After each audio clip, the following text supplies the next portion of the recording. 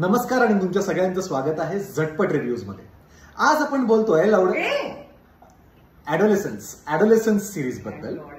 तर श्वेता, तुला काय वाटतं ॲडोलेसन्स बद्दल, तुझं काय मत आहे? ही सिरीज मी बघितली नाहीये आणि मी बघणार सुद्धा नाहीये सगळी।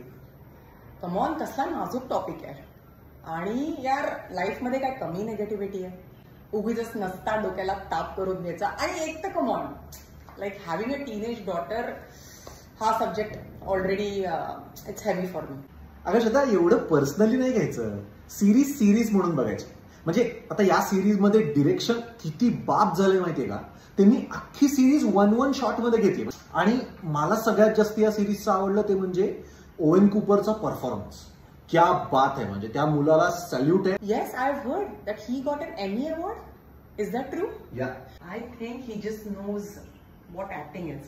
पण मला एक डाऊट येतोय की ही सिरीज केल्यानंतर त्याच्या डोक्यावर काय परिणाम झाला असेल। ते मलाही माहिती नाही, पण मला अजून एक गोष्ट वाटली होता की जो टॉपिक त्यांनी या सिरीज मध्ये उचललाय, हे सगळं सोशल मीडियाचा, सोशल मीडियावरती चालणाऱ्या सगळ्या गोष्टींचा आजच्या जनरेशनच्या या मुलांवरती काय परिणाम होतोय ना, हे आपण इमॅजिनही नाही करू शकत आहे, नाही का? ऍब्सोल्युटली। आणि मला आतापर्यंत वाटत होतं की you just have to love and like your kids.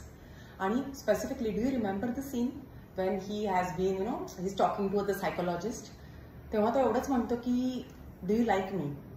आणि मला वाटलं that to be liked and to be liked by a bunch of people or bunch of friends, to be likable is so important. Of course, as you said, social media, Sudeep, we can only do our controllable by liking, loving and accepting them. But it is not enough. आता मी तर बघितली नाहीये series. Sudeep, तूच सांग, तू किती rating देशील? मला असं वाटतं की माझ्याकडनं या सिरीजला 10 on 10 आहे। फुल मस्त सिरीज आहे। पण तू काहीतरी तर सांग, काय रेटिंग देणार असते? तू दिलेस 10 on 10, तरीही ही सिरीज मी नाही बघणार आहे।